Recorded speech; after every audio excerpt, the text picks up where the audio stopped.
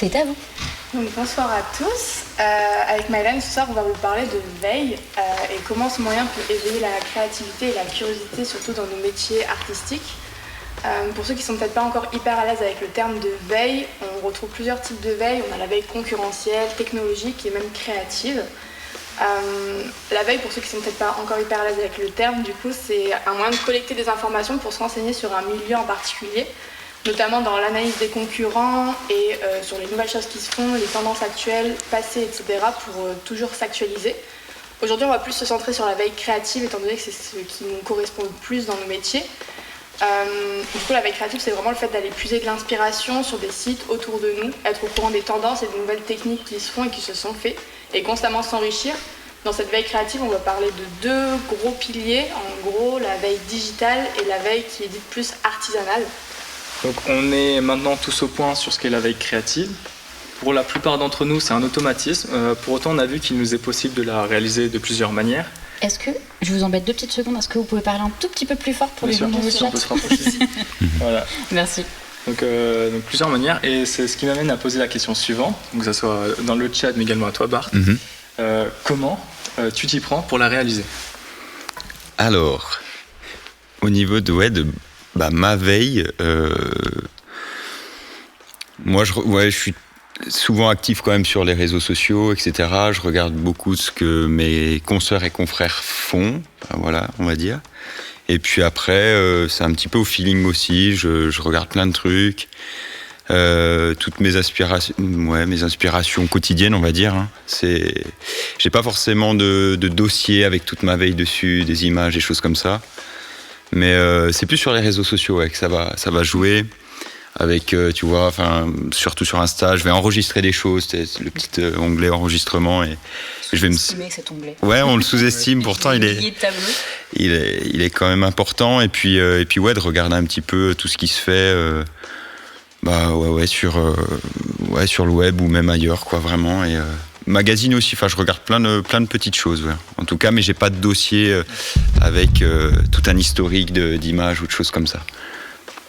Ok, voilà. Ça me rassure vu que je fais à peu près la même chose. Ok. Elle est assez variée quand même ta veille. Mais du coup, donc je vais parler plutôt de la grande majorité du designer en ce moment.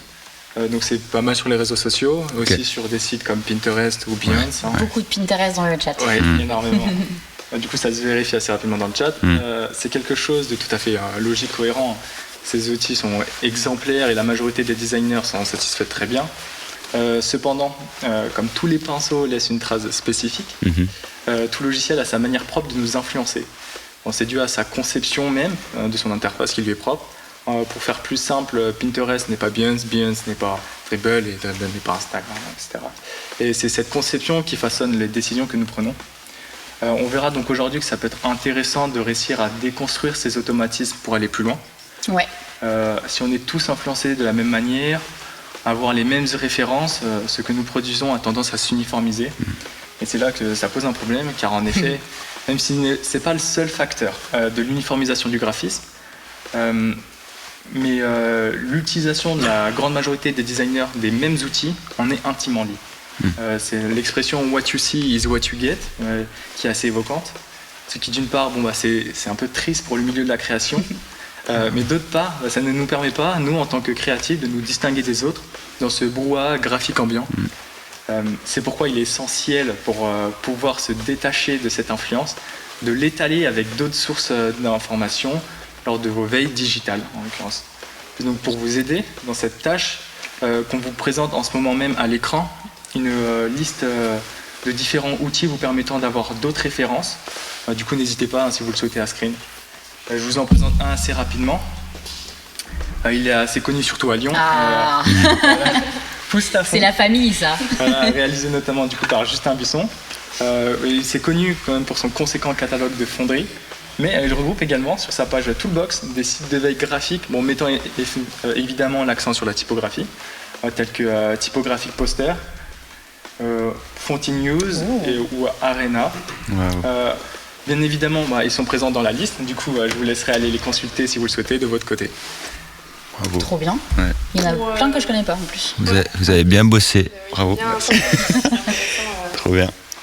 du coup, pour compléter un peu ce que dit Maëlan, aujourd'hui c'est devenu vraiment simple de s'inspirer et de faire sa veille en digital, tout simplement parce qu'on peut la faire en fait n'importe où, n'importe quand, pour un peu n'importe quel sujet. Néanmoins, il y a des choses qu'Internet ça peut pas remplacer, comme laisser place à l'inattendu, à l'imprévu, à la découverte de différentes choses. Il y a des choses qu'on ne peut pas vraiment trouver en tapant des mots-clés sur une barre de recherche. Donc le défi, ça va être de réussir à mêler les aspects positifs du digital, mais aussi en se reconnectant un peu plus à la vraie vie sans s'enfermer uniquement dans du digital. Pour ça, je vais vous parler de 2 artistes aux 2 professions assez différentes, mais qui sortent du sentier uniquement digital. Le premier, c'est I Am Mr. Cup, il s'appelle Fabien Barral, de son vrai nom. C'est un Français qui est designer graphique depuis plus de 25 ans, qui est basé à Arles, dans le sud de la France, et il a une spécialité qui est l'impression et la typographie vintage. Il a une manière de créer et de faire sa veille assez particulière, c'est-à-dire qu'il passe son temps dans les brocantes et dans les marchés d'antiquités, où il récupère en fait des vieux objets, des vieux documents et des vieux papiers en fait, et chez lui il rentre, il scanne et il prend en photo tout ça. Il crée en fait une immense banque d'images. Et quand il a besoin de faire un projet pro ou perso, il va piocher dans cette banque d'images et du coup il prend des typos, des objets, des textures de l'époque et du coup il va créer des œuvres graphiques uniques, hyper intéressantes du coup dans son univers très vintage et très ancien. Et du coup tout ce que vous pouvez voir c'est des typos qu'il a récupérés du coup sur des marchés, sur des choses qui ont vraiment existé. Donc c'est mêler vraiment le vrai et le digital en soi. Donc c'est assez intéressant de réfléchir un peu comme ça. La deuxième artiste que je voulais vous présenter, elle s'appelle Iris van Herpen. C'est une Hollandaise qui a un univers plus éloigné du graphisme, car elle est styliste et créatrice de mode. Ce qui fait sa particularité, c'est qu'elle aime associer à la fois des techniques manuelles et des technologies numériques nouvelles. Elle dit aimer se servir de l'énergie et du mouvement de la nature pour faire ses créations. Elle utilise des motifs, des textures et des couleurs qu'on peut retrouver principalement dans cet univers naturel.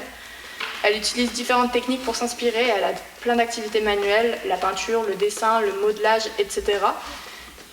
Et elle utilise aussi les technologies 3D, notamment pour créer des pièces difficilement réalisables à la main.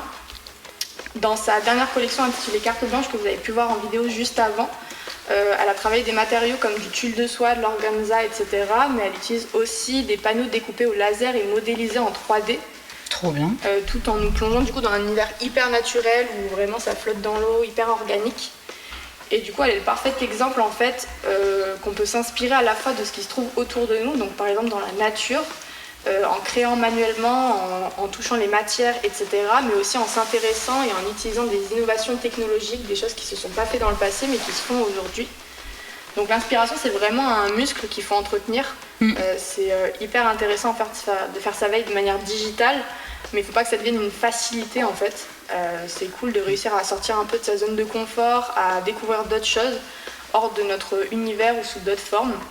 Et puis ça se répond bien en plus, je trouve. Enfin, tu peux tout à fait utiliser les deux comme eux doivent le faire aussi. Bah, carrément. Et en fait, t'as des richesses complètement différentes. Donc elle, c'est hyper impressionnant ce qu'elle fait. Ouais, et puis ça se ressent en fait dans ses créations, que c'est hyper varié et il y a plein de choses. Pour donner peut-être un exemple un peu personnel, j'aime beaucoup la danse et particulièrement le hip-hop. Je pourrais très bien rester dans un certain confort en allant voir que des spectacles de ce style, faire que ce style. Mais je trouve ça intéressant en fait de sortir un peu de cette zone de confort, de ce cocon qu'on connaît, en allant voir d'autres styles, d'autres choses qui se font, etc. Et en fait de s'inspirer de plein de manières de voir le thème, de plein de choses en fait qui peuvent se faire autre part dans d'autres styles. Et du coup en étant curieux, on permet vraiment d'étendre sa créativité et de ne pas se ressembler tous. Donc c'est hyper intéressant en fait de mêler digital et la vraie vie, entre guillemets. Okay. Vous avez pu comprendre du coup, bien évidemment, selon le projet sur lequel vous travaillez, votre veille ne se fera pas de la même manière. C'est pourquoi on vous invite à vous questionner sur les outils qui vous seraient le plus appropriés d'utiliser pour la réaliser, au lieu de vous tourner instinctivement vers vos logiciels habituels. En tout cas, on espère qu'on vous a donné un peu l'envie d'approfondir vos veilles et merci pour votre écoute. Mais merci à vous, c'était trop bien. Trop bien.